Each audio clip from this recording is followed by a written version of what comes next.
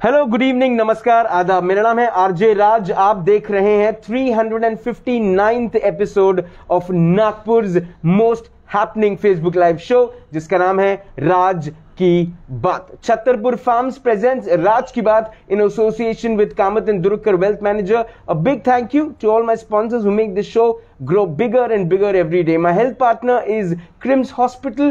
My home partner is Siddhi Vinayak Infrastructure. A big thank you to Globus ITI Kamti, Tirupati Urban Cooperative Bank, Tricos, the chocolate brand now going global, Joshi Security Systems, and the Atmanirbhar Bharat partner, which is Servicing Wala. A big thank you to Joshi Security Systems as well.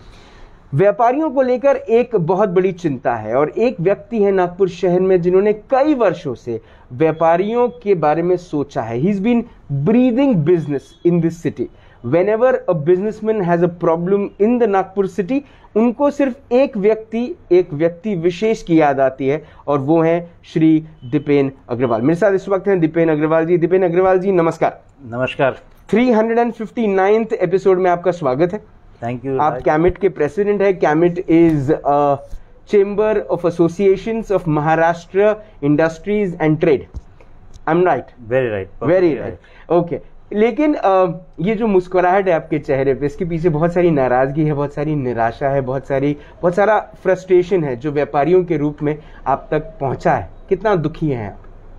Actually दुखी तो मैं अपने व्यापारी भाइयों के लिए बहुत ज़्यादा हूँ, क्योंकि अभी हाल ही में मार्च में नागपुर में लॉकडाउन लगा था और उससे उभरे नहीं थे व्यापारी, और पिछले साल लॉकडाउन पूरे देश में लगा था, उससे उभरे नहीं थे।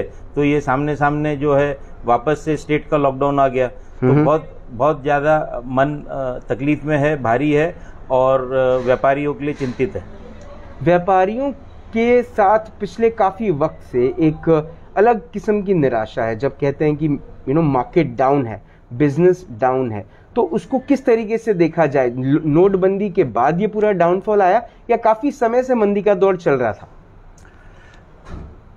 राज, ये बात काफ़ी हद तक सही है कि व्यापारी चैलेंजेस फेस कर रहा है काफ़ी समय से, और वो फर्स्ट जो चैलेंज था वो डिमोनेटाइजेशन के रूप में व्यापारी के सामने आया था। डिमोनेटाइजेशन के बाद जीएसटी आया, जीएसटी के बाद ये कोरोना वायरस आ गया, और उसके पीछे कोरोना के पीछे लॉकडाउन आ गया, और लॉकडाउन से कमर सीधी हुई नहीं थी कि वापस साल निकल गया और नया लॉकडाउन वापस आ गया।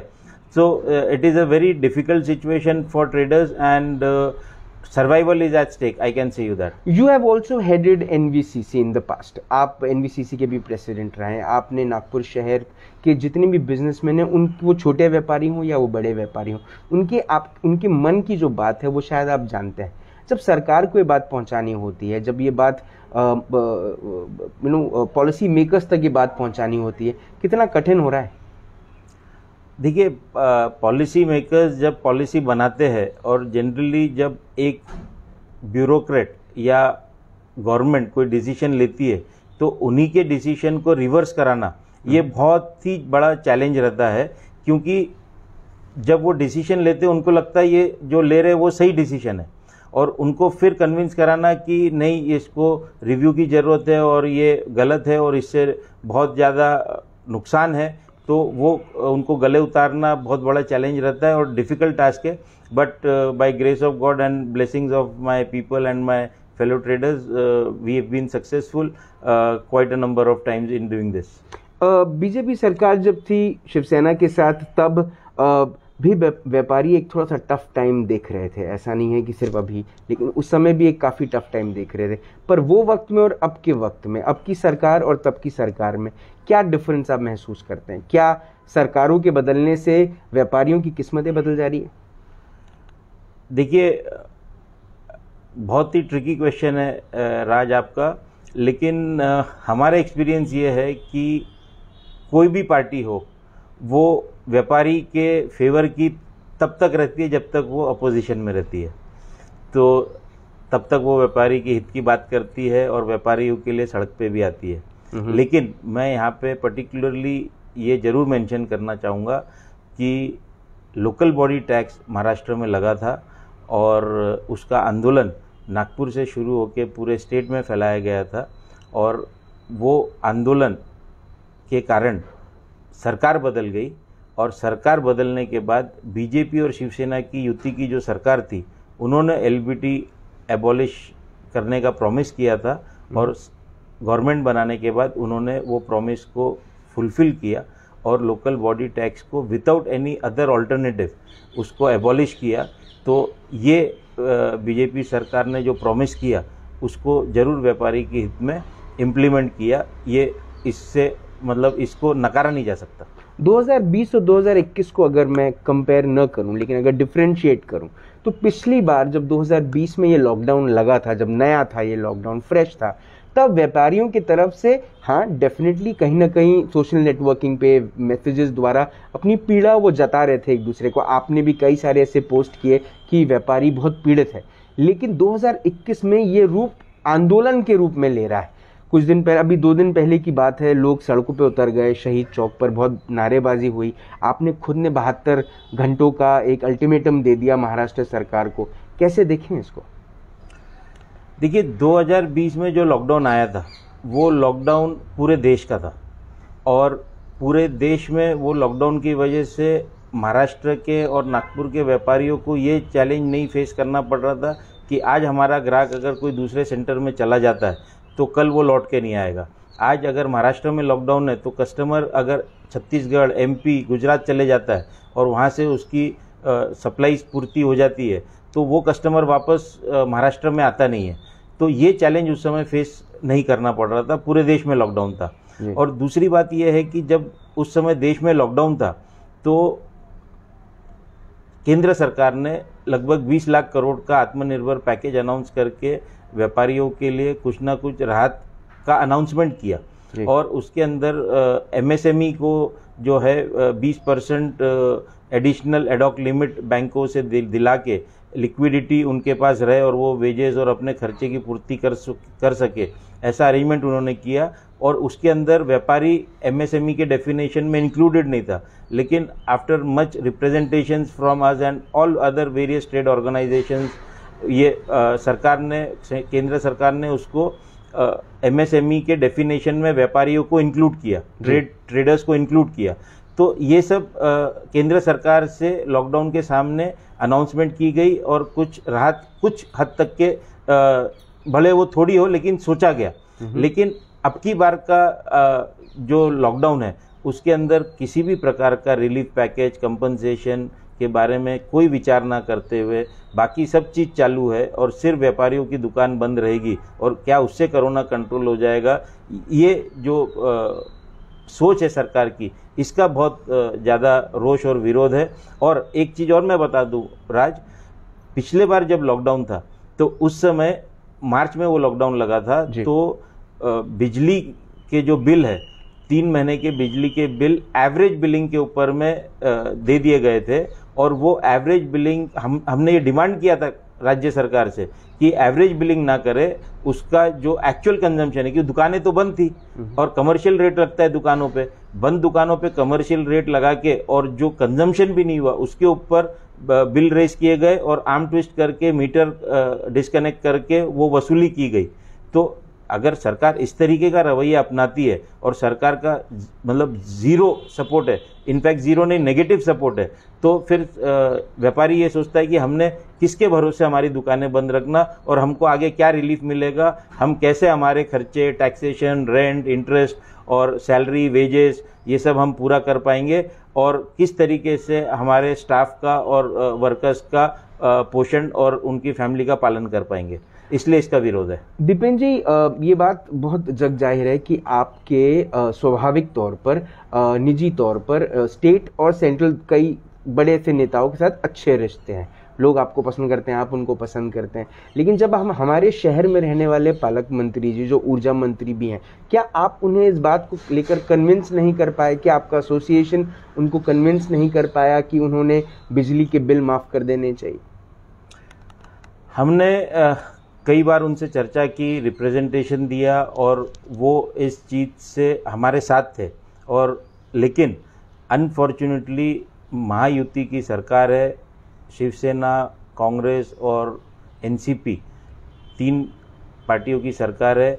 उन्होंने कम से कम 13 से 14 बार प्रपोजल जो है कैबिनेट में पुटअप किया और हर बार वो रिजेक्ट हुआ।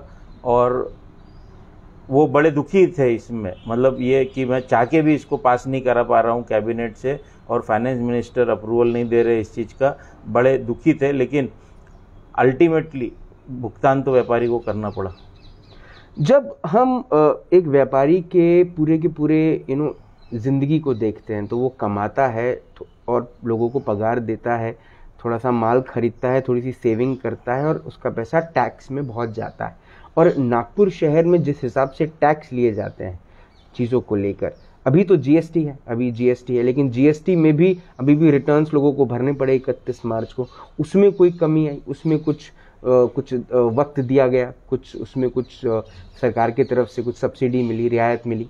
अभी तक के कोई रियायत मिली नहीं है और ये हमारी मांग है कि जीएसटी 3 महीने की जीएसटी व्यापारियों को माफ़ की जाए। कम से कम जो स्टेट का शेयर है जीएसटी का वो कम से कम व्यापारी से ना वसूला जाए और उसका उतना कंपनसेशन बोल के उनको उतना रिलीफ दिया जाए, ये हमारी मांग है। और रहा सवाल रिटर्न्स का, तो रिटर्न्स की डेट भी, क्योंकि जीएसटी का रिटर्न जो है पूरे कंट्री का टैक्स है और पूरे कंट्री में उसको मतलब उसकी लास्ट डेट ड्यू डेट रहती है और महाराष्ट्र के व्यापारी ये ड्यू डेट ऑनर नहीं कर पाएंगे। ऐसे रिप्रेजेंटेशन हमारे ऑलरेडी केंद्र सरकार को और फाइनेंस मिनिस्टर को और फाइनेंस सेक्रेटरी को गए हैं और हम उम्मीद करते हैं कि जीएसटी के रिटर्न्स की ड्यू डेट और जीएसटी भरने की ड्यू डेट है इन view of lockdown in Maharashtra, उसको वो आगे कर देंगे। एडवोकेट नितिन गांधी आपको इस वक्त देख रहे हैं, कहते हैं Nagpur taxes are highest in India, why people will start industries in Nagpur. क्या सोचते हैं इस पे? ये गांधी जी, एडवोकेट गांधी साहब एकदम ठीक बोल रहे हैं कि taxes are high and Nagpur though being geographically in advantageous position as being center of the country, still industries are not coming up as it was expected. We have a Mihan huge SEZ over here, but still industries are not coming up. We are seeing कि industries in Hingna, Kalmeshwar and adjoining areas in MIDC industrial areas, they were some industries coming, but not much of the industries have been very successful in Nagpur. So this is a very grim situation. If we have to initiate, like there was Make in India, Make in Maharashtra and then Make in Vidarbha and Make in Nagpur. Make in Nagpur का जब तक government का mindset तैयार नहीं होगा और government extra incentives जैसे फार east मतलब नॉर्थ ईस्ट में और हिली एरियाज में जो इंसेंटिव्स देती है और नक्सलाइट्स एरिया में जो इंसेंटिव्स देती है, उस टाइप के इंसेंटिव्स जब तक नागपुर के लिए नहीं दिए जाएंगे तब तक नागपुर में इंडस्ट्रियलाइजेशन होना बढ़ना बड़ा मुश्किल है। और एक पायलट प्रोजेक्ट भी नागपुर में लगने की ज़रूरत है, वो ऑटोमोबाइल का हो, रिफाइनरी का हो, लेकिन लगना चाहिए। जैसे अपने नज़दीक में भिलाई है, भिलाई में भिलाई स्टील प्लांट लगा और वो प्लांट के कारण पूरा शहर बस गया और भिलाई और रायपुर आज भिलाई स्टील प्लांट के बदौलत आज इतना बड़ा इंडस्ट्रियल हब वहाँ पे तैयार हो गया। तो उसी तरीके से एक पायलट इंडस्ट्री यहाँ नागपुर में लगना ज़रूरी है to drive the industrialisation of this area. Metro बन रहा था, रास्ते बन रहे थे, तब बहुत सारे व्यापारियों की बहुत सारे बिजनेसेस में हैम्परिंग हुई, बहुत सारी चीज़ें ख़राब हुई उनके लिए। अब कोरोना आ गया, कोई सरकार की तरफ से किसी भी किस्म की सपोर्ट है? नहीं है, nil, absolutely nothing. There is no support from government, state government or even from local government. Local government मतलब नागपुर म्यूनसिपल कॉरपोरेशन भी आज लोकल बॉडी टैक्स के असेसमेंट्स कर रही है, जो टैक्स 5 साल पहले एबॉलिश हो चुका है, लेकिन उसके असेसमेंट्स में भी बेस्ट जजमेंट के ऑर्डर्स दे के और उसके अंदर मनमानी टैक्स इम्पोज करके और अकाउंट सील करना, दुकानें तो सील नहीं हुई नागपुर में, बट अकाउंट्स सील करना और उस टैक्स का वसूली करना, ये सब चालू है। प्रॉपर्टी टैक्स के अंदर में कोई सुनवाई नहीं है। वाटर जो टैक्स है उसके अंदर कोई रिलीफ नहीं है। वो इतना ज़्यादा वाटर नागपुर में महंगा है, आपको सब आइडिया है राज। सो कहीं पे भी किसी प्रकार का कोई रिलीफ ना स्टेट गवर्नमेंट की तरफ से, ना लोकल एडमिनिस्ट्रेशन की तरफ से, ना सेंट्रल गवर्नमेंट की तरफ से नागपुर रहवासी को कभी मिला है। छोटे व्यापारी जो हैं उनके पास आज हालतें ऐसी हैं कि ना वो बच्चों की स्कूल की फ़ीस भर पा रहे हैं, ना वो अपने घर में बराबर अनाज भर पा रहे हैं। क्या जो आपका जो पूरा पूरा एसोसिएशन है वो व्यापारियों की मदद करने के लिए सामने आया? क्या आपके एसोसिएशन ने व्यापारियों की कुछ मदद की? देखिए, हमारा जो एसोसिएशन है वो व्यापारियों की हित में, व्यापारियों के इंटरेस्ट में काम करने के लिए वचनबद्ध है, कटिबद्ध है जी। अब जहाँ तक व्यापारियों की बात करूँ तो व्यापारी के पास खुद के पास तकलीफ रहती है, लेकिन आप पिछले लॉकडाउन में देखेंगे कि व्यापारी अपने घर के बाहर निकल के कोरोना की चिंता नहीं करते हुए, जो लोग अफोर्ड नहीं कर सकते थे और डेली कमा के खाने वाले जो लोग थे, छोटे व्यापारी हो या मतलब अपना सेल्फ एम्प्लॉयड जो थे, उनके यहाँ डेली कमा के ही चूल्हा जलता था, उन लोगों को व्यापारी बाहर निकल के अनाज के पैकेट मुहैया कराना, डेली नीड्स की चीज़ें मुहैया कराना और यहाँ तक के खाना मतलब अनाज को मतलब कुक करके पैकिंग करके उनके घर तक पहुँचाना, ये काम व्यापारियों ने घर के बाहर निकल के किया है।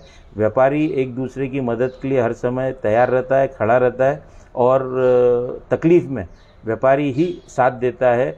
उस समय जैसे हम बात करते हैं और कई फोरम्स में हमने ये बोला कि ई कॉमर्स और ऑनलाइन शॉपिंग की बात करते, कोई ई कॉमर्स वाला और ऑनलाइन शॉपिंग वाला कोई दूसरे व्यापारी भाई की मदद के लिए या कोई ज़रूरतमंद की मदद के लिए कभी आया, लेकिन यहाँ जो व्यापारी भाई जिनकी मार्केट में दुकानें हैं और जो यहाँ व्यापार करते हैं वो लोग बाहर निकल के ज़रूरतमंदों की मदद किए। इससे कई बार मन गौरवान्वित भी होता है और व्यापारियों को ऐसा मन करता है कि सैल्यूट किया जाए। अपनी तकलीफ़ों को साइड में रख के उन्होंने ये जो कार्य किया है और कोरोना वॉरियर का जो रोल अपनाया है, इसके लिए उनको सैल्यूट है। आपकी एक्सक्लूसिव बात हुई आज माननीय मुख्यमंत्री श्री उद्धव ठाकरे जी से, कुछ उसके बारे में बताना चाहेंगे? देखिए, 5 तारीख को रात को 10 बजे हमने पूरे महाराष्ट्र की मीटिंग बुलाई थी ट्रेड एसोसिएशंस की, जिसके अंदर सब डिस्ट्रिक्ट और सिटी के रिप्रेजेंटेटिव्स उस मीटिंग में थे और काफ़ी डेलिब्रेशन के बाद ये उजागर हुआ कि हर सिटी में, हर जगह, हर गांव में लोग ये लॉकडाउन को निर्णय को लेके बहुत ज़्यादा आंदोलित और आक्रोशित है। और उस समय हमने ये यूनानिमस डिसीजन लिया कि सरकार को 72 घंटे का समय देंगे और उनसे सरकार से अपील करेंगे और सीएम से अपील करेंगे कि 72 घंटे के अंदर में अगर सरकार कोई रिलैक्सेशन देने का निर्णय नहीं लेती है व्यापारियों के हित में और दुकान खोलने की परमिशन नहीं देती है, तो व्यापारी जो है कोई बहुत कड़ा कदम उठा सकता है। एंड दैट कड़ा कदम could also be implementing the cooperation movement with the government and administration and खुद से अपनी दुकान खोल देना। 8 तारीख को वो समय ख़त्म होता था शाम को और 9 तारीख को हम दुकान खोल लेंगे, ऐसा हमारा पूरा तय हो गया था जी। और लेकिन उसका ये बहुत अच्छी बात है कि मुख्यमंत्री जी तक हमारी सबकी आवाज़ पहुंची और उन्होंने इस चीज़ का कॉग्निजेंस लेते हुए कल 3 बजे अर्जेंट मीटिंग बुलाई, ऑनलाइन जूम मीटिंग बुला के हम सब लोगों से चर्चा की उन्होंने। और उस चर्चा के दौरान मुख्यमंत्री जी ने बोला कि व्यापारी सरकार जो है व्यापारी की दुश्मन नहीं है और व्यापारी के आंसू और मतलब व्यापारी के आंसू मतलब मेरे आंसू है और मैं ज़रूर कोई ना कोई हमारी पूरी सुनने के बाद और हमारी दुविधा, हमारी तकलीफ़, हमारी दिक्कतों को सुनने के बाद उन्होंने कहा कि मैं 2 दिन का मुझे समय दीजिए, मैं ज़रूर इसके ऊपर कोई निर्णय लेता हूं। और उन्होंने ये कहा कि मेरी तानाशाह सरकार नहीं है, मेरी डेमोक्रेटिक सरकार है, मुझे और लोगों से चर्चा करना पड़ता है, इसलिए मैं 2 दिन का समय मांग रहा हूं और 2 दिन में मैं ज़रूर कोई निर्णय लूँगा। उन्होंने ये भी अपील किया कि अगर मैं कोई फेवरेबल निर्णय कंसिडर करता हूँ तो तुम्हारे व्यापारी और तुम्हारे लोग जो है वो अपने स्टाफ और वर्कर्स का ध्यान रख लेंगे इन व्यू ऑफ कोरोना। तो हमने उनको आश्वस्त किया कि हम पूरे प्रोटोकॉल जो भी गवर्नमेंट लेवी करेगी उसको हमारे व्यापारी पूरी तरीके से फॉलो करेंगे और बिल्कुल कहीं शिकायत का मौका नहीं देंगे। तो हमको पूरी उम्मीद है कि कल शाम तक के और वैसे तो ऐसे खबर आ रही है कि आज लेट नाइट तक के ऑर्डर कुछ आ जाएगा रिलैक्सेशन का, लेकिन क्योंकि मुख्यमंत्री जी ने कल शाम में हमसे 2 दिन का समय मांगा, तो हम ऐसा मान के चलते हैं कि कल शाम तक के तो ऑर्डर कुछ ना कुछ फेवरेबल आ ही जाना चाहिए। मेरे आखिरी के 2-3 सवाल आपसे। जिस किस्म की ज़िंदगी एक व्यापारी जीते आया है, मतलब सरकार की तरफ से जब ऐसा इस किस्म का वक्त आता है तब कहीं कोई सपोर्ट नहीं है, बैंकिंग की तरफ से कहीं कोई सपोर्ट नहीं है। वो नेता जिनको आप चंदा देते हैं और उनकी पार्टी उस चंदे से चलती है, और जब वो नेता बनते हैं तो वो पलट के नहीं देखते हैं। कोई किस्म की कोई बहुत बड़ी इंश्योरेंस नहीं मिलती है व्यापारी को फ्रॉम द गवर्नमेंट। जब इस किस्म की चीज़ें होती हैं तो आप उनके प्रेसिडेंट हैं व्यापारियों के, कितना आपको भी सहकर चलना पड़ता है, कितने निराश आप खुद हो जाते हैं देख कर। क्योंकि जो लोग कह रहे हैं, वो लक्ष्मीकांत अग्रवाल कह रहे हैं आप एक बहुत डायनामिक लीडर हैं, एक अशोक सांघवी जी हैं, वो कह रहे हैं कि आप डैशिंग नेता हैं। और मैं 11 साल पहले आपसे मिला था, 11 साल पहले मैंने आपका इंटरव्यू किया था, मैं तब भी कहता था और मैं आज भी कहता हूँ कि आप वाकई में एक बहुत अग्रेसिव और एक डैशिंग लीडर हैं। तो ये गुस्सा क्यों दबा के रख रहे हैं दीपेन अग्रवाल जी? नहीं, पहली बात तो ये है राज कि मैं बिल्कुल लीडर नहीं हूँ, मैं कार्यकर्ता हूँ, और मेरी हर समय ये कोशिश रहती है कि व्यापारी हित में और व्यापार हित में जो मैं बेस्ट अपने फेलो ट्रेडर्स के लिए, व्यापारी भाइयों के लिए कर सकूं, ये मेरा हर समय ध्येय रहता है। और मेरी सोच रहती है कि जो मैं उनके काम आ सकूं वो मेरा सौभाग्य है, और मैं उनके लिए पूरे कमिटमेंट से और इंटीग्रिटी से काम करना चाहता हूं। लेकिन जब भी कोई व्यापारी भाई दुखी होता है और अपने आपस वाला मतलब दुखी होता है, तो वाजिब है और जायज़ है कि वो दुख का शिकार आप भी होंगे, मतलब मैं भी होऊंगा। और व्यापारियों की तकलीफ जो है, ये बात तो फैक्ट है कि व्यापारी is the backbone of economy of this country. मतलब we are agricultural driven economy, but ultimately agriculture हो या इंडस्ट्री हो, ये दोनों ट्रेड के भरोसे चलती है। तो ये साइकिल जो है वो ट्रेड के बगैर कंप्लीट नहीं होती है। अगर चक्का कंप्लीट होता है तो व्यापारी स्पोक है जी, जिसके सपोर्ट के बगैर ये व्हील चल नहीं सकता। तो ट्रेड को जो है कभी इग्नोर किया जाता है, और कभी अगर गवर्नमेंट की ऐसी पॉलिसी बनती है जिसके अंदर व्यापारी को चोर समझा जाता है, तो मन में बहुत तकलीफ होती है कि हम निस्वार्थ और सेल्फलेस तरीके से टैक्स कलेक्ट करते हैं और भरते हैं, और हमारा कंट्रीब्यूशन जिस भी तरीके से हो, जैसे मैंने अभी आपको बताया कोरोना के डिफ़िकल्ट टाइम में व्यापारी घर के बाहर निकल के जिस तरीके से एक कोविड वॉरियर की भूमिका व्यापारी ने अपनाया, और उसी तरीके से देश को भी जब ज़रूरत पड़ती है, कहीं पे कोई कैलेमिटी होती है तो व्यापारी, मतलब गुजरात में कैलेमिटी होती है, अर्थक्वेक आता है, तो यहाँ हम देखते हैं कि नागपुर और महाराष्ट्र के व्यापारी घर के बाहर निकल के मार्केट में जाके पैसा जमा करके वहाँ पे रिलीफ फंड में देते हैं। कहीं कोई आपदा आती है तो पीएम फंड में देते हैं। कहीं महाराष्ट्र में जैसे मुंबई में फ्लड्स आ गया और वहाँ पे जो छोटे छोटे व्यापारी जैसे रेडी वाले और हाथ ठेले वाले, वो लोग तकलीफ में आए, तब पैसा जमा करके सीएम रिलीफ फंड को दिया यहाँ पे। तो इस तरीके के जो भी सिचुएशन आती है, व्यापारी अपना पूरा मतलब सब कुछ लगा के मदद करता है। तो ये जो जज्बा व्यापारी का देखता हूँ तब हिम्मत बढ़ती है, और ऐसा लगता है कि अपनी ज़्यादा चिंता नहीं करते हुए जो जज्बे को बस सल्यूट करके आगे बढ़ना है और लोगों के हित के काम करना है। आज ये आखिरी सवाल आपसे, आप सभी व्यापारियों से क्या कहना चाहते हैं जो व्यापारी मन से टूटे हुए हैं, निराश हैं, दुखी हैं? इस बात पर भी कई सारे व्यापारी, कल या परसों की बात है जब आ गए थे रास्ते पे, कि उनमें से कुछ तो ये भी कह रहे थे कि वो अपना जीवन त्यागना चाहते हैं। क्या कहना चाहते हैं उनसे?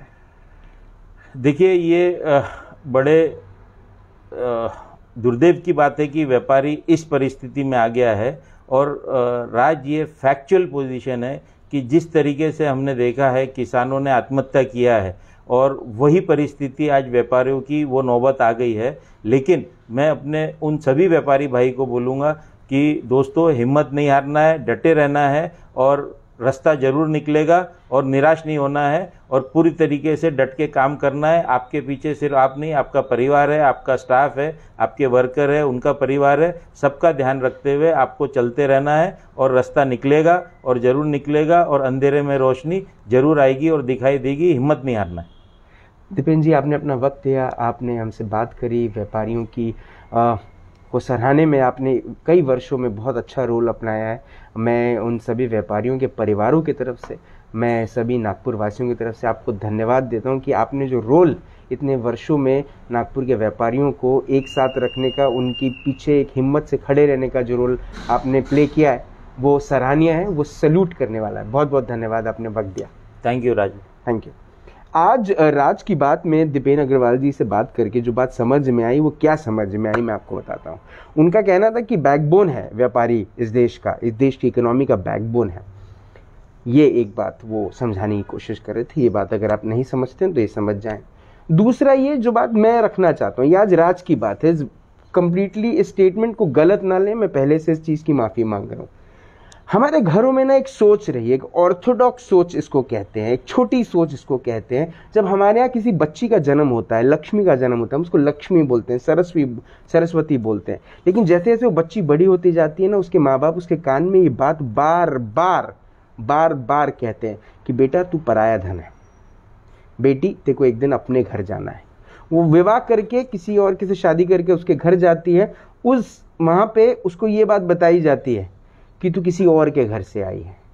मतलब वो यहाँ पे भी पराई थी और वहाँ पे भी उसके साथ कई बार पराया व्यवहार होता है। व्यापारी के साथ भी आज यही परिस्थिति है, उसके साथ भी ऐसा ही व्यवहार हो रहा है। बैकबोन है इकोनॉमी की, लेकिन कोई इंश्योरेंस नहीं। बैकबोन है इकोनॉमी की, लेकिन बिजली का बिल आपका माफ नहीं करेंगे। बैकबोन है इकोनॉमी की, नोटबंदी तुमको ही सहना पड़ेगा। बैकबोन है इकोनॉमी की, जीएसटी तुमको ही भरना पड़ेगा। बैकबोन है इकोनॉमी की, दुकान बंद करो। क्या बात है साहब, क्या सरकार है आपकी। और इस सरकार में क्या कहें।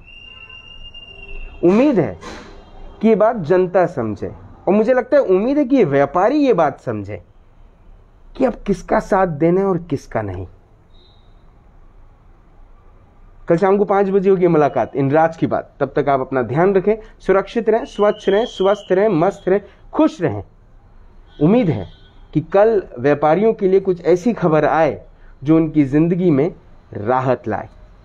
और तब तक व्यापारी भी और आप भी जिंदा रहें। जय हिंद।